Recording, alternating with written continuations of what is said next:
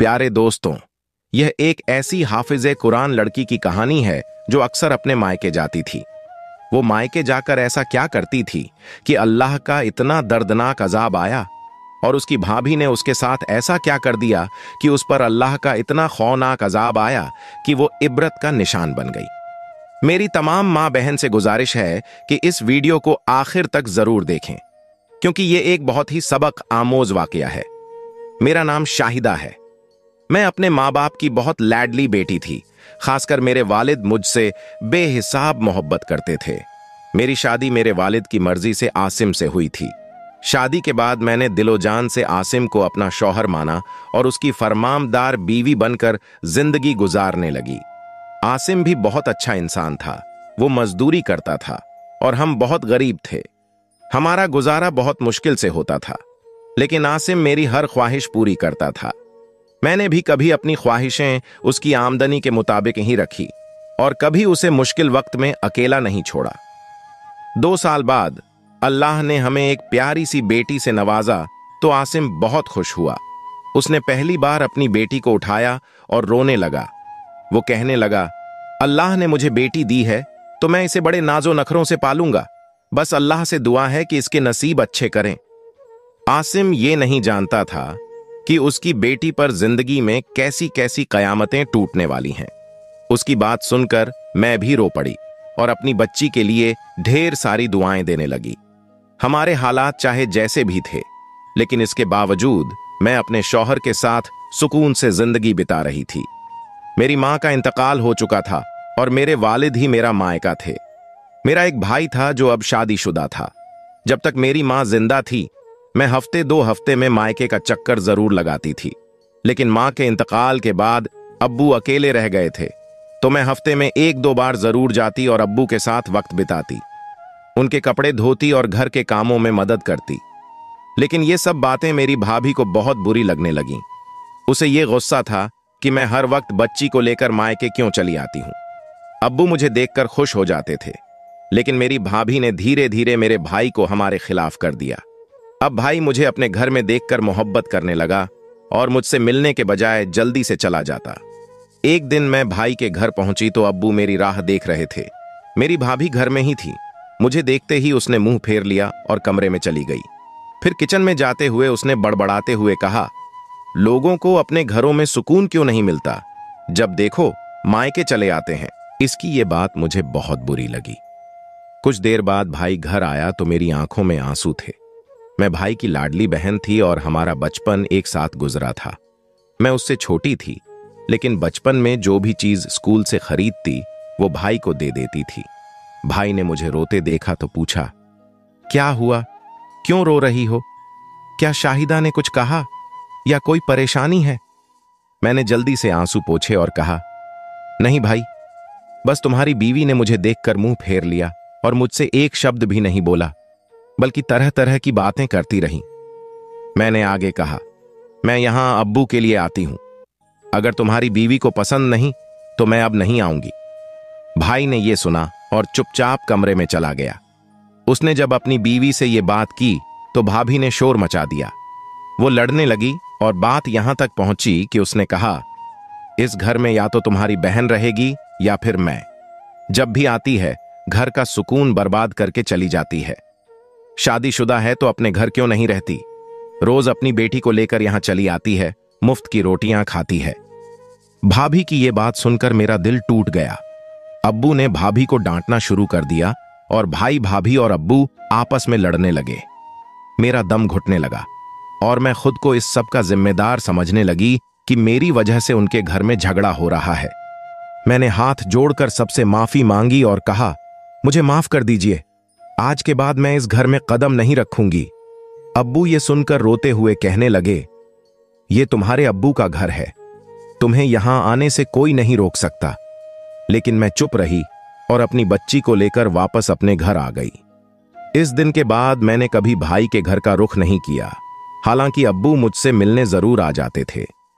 घर आकर आसिम को सब बता दिया तो आसिम ने मुझे समझाया, तुम्हारा भाई अब शादीशुदा है, उसकी अपनी जिंदगी है। आज के बाद तुम वहां नहीं जाओगी, बल्कि अगर तुम्हें अब्बू से मिलना होगा तो मैं खुद जाकर तुम्हारे अब्बू को यहां ले आया करूंगा।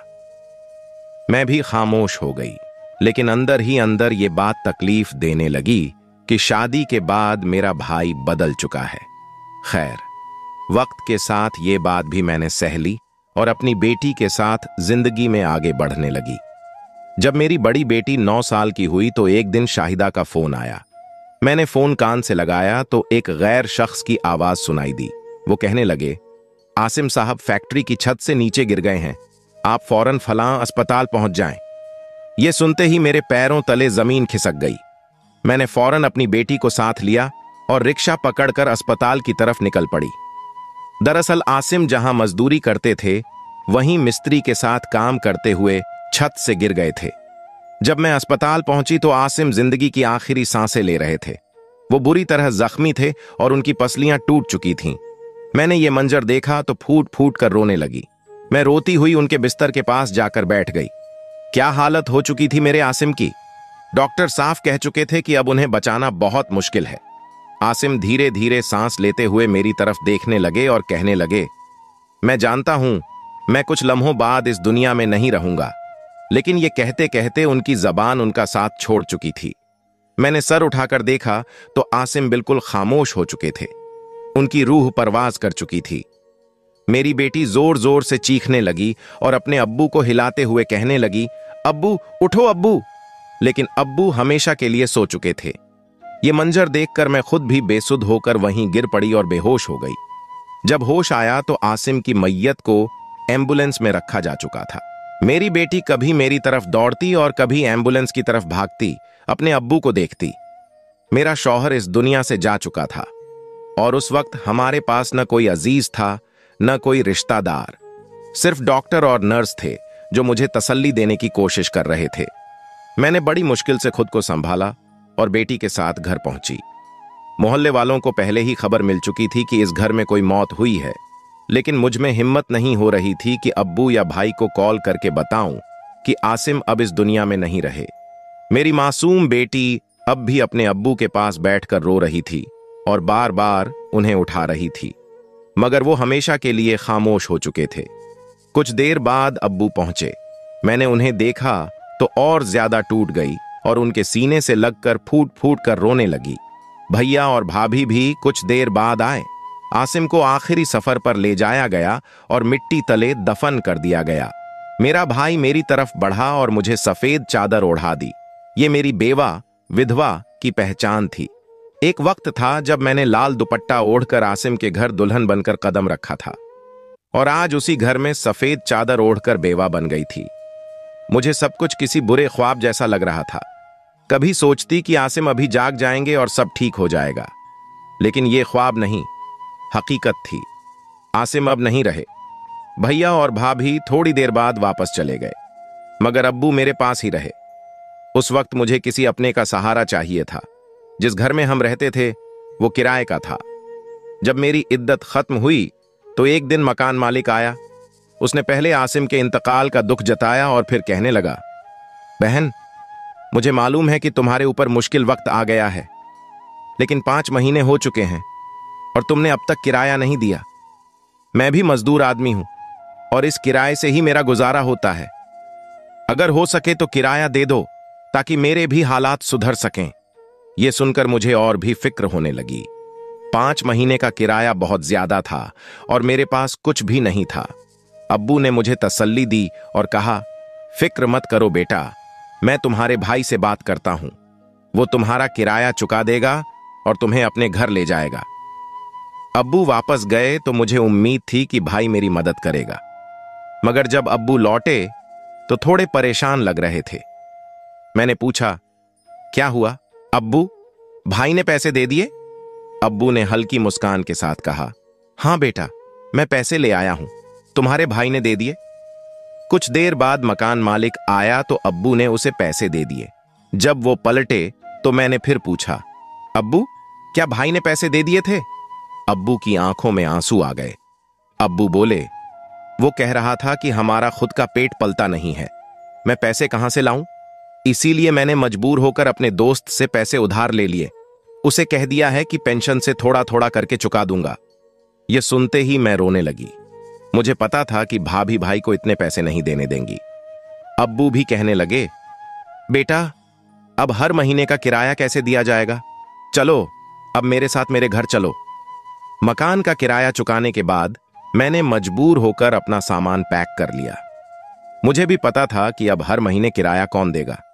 मैं अपने अब्बू के साथ मायके की दहलीज पर पहुंच गई, जो अब मायका नहीं रहा था बल्कि मेरे भाई का घर हो चुका था। मैंने अपनी और अपनी बच्ची की उंगली पकड़कर घर में कदम रखा। मुझे देखकर भाई और भाभी चौंक गए और परेशान हो गए। सामान के साथ मुझे देखकर भाभी तुरंत बोल उठीं, क्या ये अब यहीं रहेगी? मेरे अब्बू ने फौरन जवाब दिया, भला हमारे अलावा इसका है ही कौन? आज से ये हमारे ही पास रहेगी। भाभी भुनभुनाते हुए अपने कमरे में चली गईं और भाई भी मुंह बनाकर अपने कमरे में चले गए। मेरी बच्ची बहुत मासूम थी और अब भी अपने बाप की मौत के सदमे में थी, इसलिए वो काफी चुप चुप रहने लगी।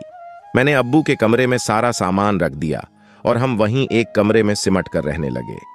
मैंने अपनी बच्ची को समझा दिया था कि अपनी मामी और मामा को तंग मत करना और अपने कजिन्स के साथ कोई शरारत भी नहीं करना। मेरी बेटी समझदार थी और उसने सब कुछ समझ लिया। भाई के 2 बेटे थे। बड़ा बेटा 10वीं में और छोटा 7वीं क्लास में पढ़ता था, जबकि मेरी बेटी 4थी क्लास में थी। कुछ रोज यूं ही गुजर गए। मैं भाई और भाभी का दिल जीतने के लिए घर के सारे काम करने लगी। जो काम भाभी करने लगती मैं खुद कर देती, ताकि उन पर कोई एहसान न लगे। बदले में वो मुझे 3 वक्त का खाना दे देते और यही मेरे लिए बहुत था। एक दिन मैं भाभी के कमरे की सफाई कर बाहर निकली। कुछ देर बाद भाभी ने शोर मचा दिया, ड्रेसिंग टेबल पर मेरी सोने की अंगूठी रखी थी, वो कहां गई? मैंने जब यह सुना तो मेरा चेहरा लाल हो गया। मैं कहने लगी, भाभी मैंने तो आपकी कोई अंगूठी देखी ही नहीं। भाभी मुझे गुस्से से देखने लगी और बोली, मैंने खुद वॉशरूम जाने से पहले उतार कर रखी थी, कहीं तुमने चोरी तो नहीं कर ली? भाभी की यह बात सुनकर मेरा वजूद कांप गया। मैंने अपने कानों को हाथ लगाते हुए कहा, मैं ऐसा भला क्यों करूंगी? आपकी चीज चुराकर मैं क्या करूंगी? तभी भाभी का बड़ा बेटा बाहर निकला और बदतमीजी से कहने लगा, मैंने अपनी आंखों से देखा था कि नूरी तुम्हारे कमरे से कोई चीज उठाकर छुपाते हुए जा रही थी। भाभी अगबबूला होकर मेरी बच्ची के पास आई, जो उस वक्त स्कूल का होमवर्क कर रही थी। भाभी ने उसका बैग खोला तो उसमें से उनकी सोने की अंगूठी निकल आई। यह देखकर मेरा चेहरा जर्द पड़ गया। मेरी बच्ची हैरान और सहमी हुई बैठी रही। उसी वक्त भाई भी घर आ गया। भाभी ने अंगूठी दिखाकर कहा, देख लो मंजूर, तुम्हारी बहन और भांजी के कारनामे। मेरी बच्ची डरते हुए झार झार रोने लगी और बोली, मैंने कोई चोरी नहीं की। थोड़ी देर पहले अनवर मेरे पास आया था, उसने किताब लेने के बहाने मेरा बैग चेक किया और वहीं ये अंगूठी रखकर चला गया। यह सुनते ही अनवर बुरी तरह भड़क गया। मुझे हैरानी हो रही थी कि भाई का बेटा इतनी बड़ी साजिश कैसे कर सकता है। मुझे अपनी बच्ची की आदतों का पूरा अंदाजा था।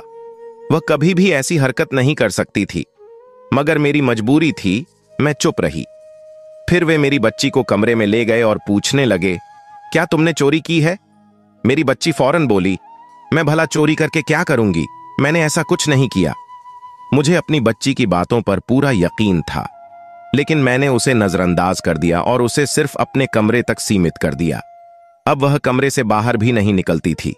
कुछ दिन बाद भाभी ने फिर शोर मचा दिया, मेरा सोने का हार नहीं मिल रहा जो मैंने शादी में पहनने के लिए निकाला था। ज्वेलरी बॉक्स अब पूरी तरह खाली पड़ा है।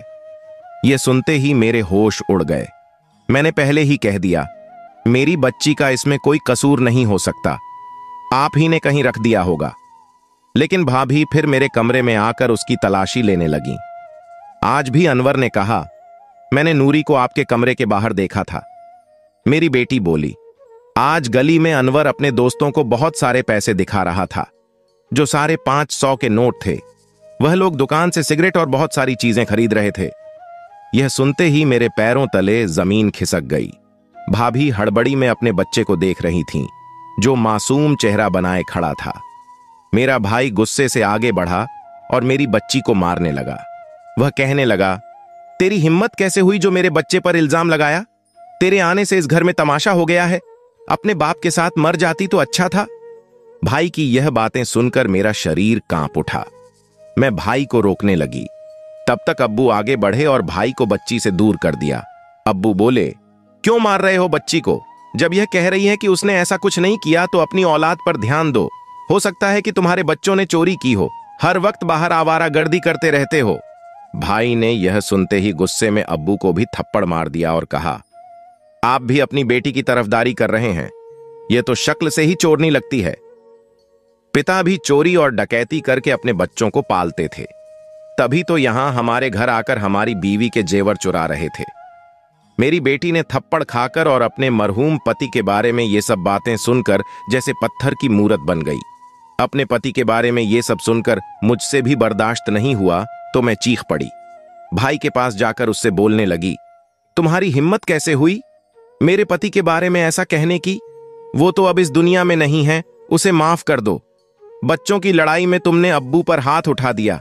मुझे अपनी बेटी की परवरिश पर पूरा यकीन है, लेकिन तुम्हें अपने बच्चों पर ध्यान देना चाहिए था। जब अब्बू कह रहे थे तो तुम्हें अपने बेटे की भी जांच कर लेनी चाहिए थी। तभी भाभी ने आकर मुझे थप्पड़ मारा और बोली, तुम हमारे टुकड़ों पर पलते हो और हमें ही बातें सुनाते हो।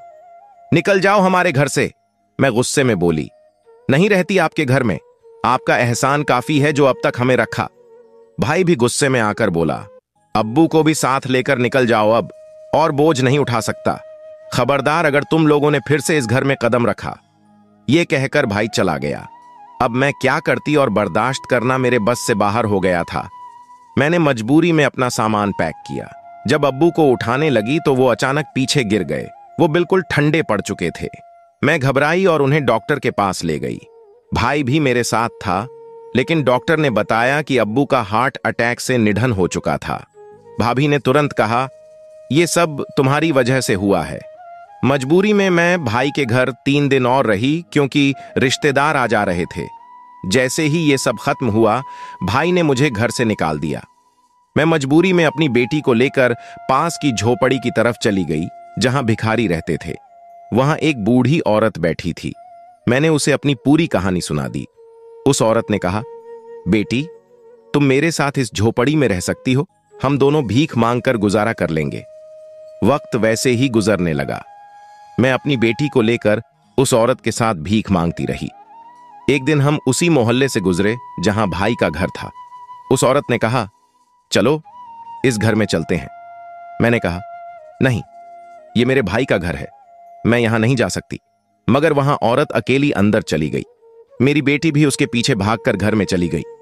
थोड़ी देर बाद मेरी बेटी बाहर भागती हुई आई और बोली, मम्मी चलो जल्दी अंदर। उसके पीछे मेरा भाई भी बाहर आ गया और आते ही मेरे कदमों में गिर पड़ा।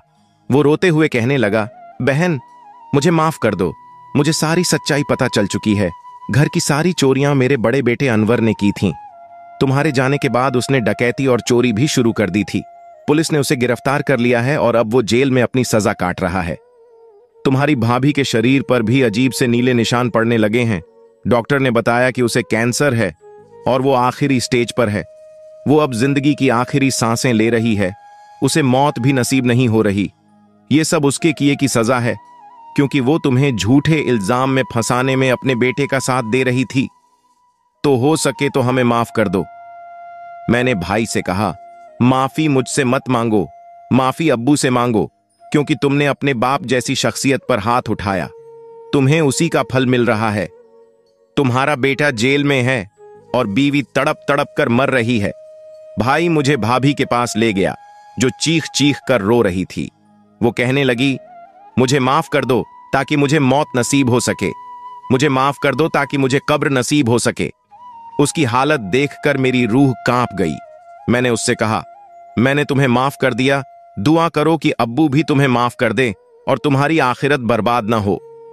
कुछ दिनों तक भाभी तकलीफ में रही और फिर उसे मौत नसीब हो गई। भाई ने उसकी तफीन कर दी। अब भाई और मैं अपनी बेटी के साथ उसी घर में अकेले रहते हैं। हम दोनों अक्सर यही सोचते हैं कि काश रिश्तों में ये नफरतें और मक्कारी न होती, तो आज हम सब मिलकर खुशहाल जिंदगी बसर कर रहे होते।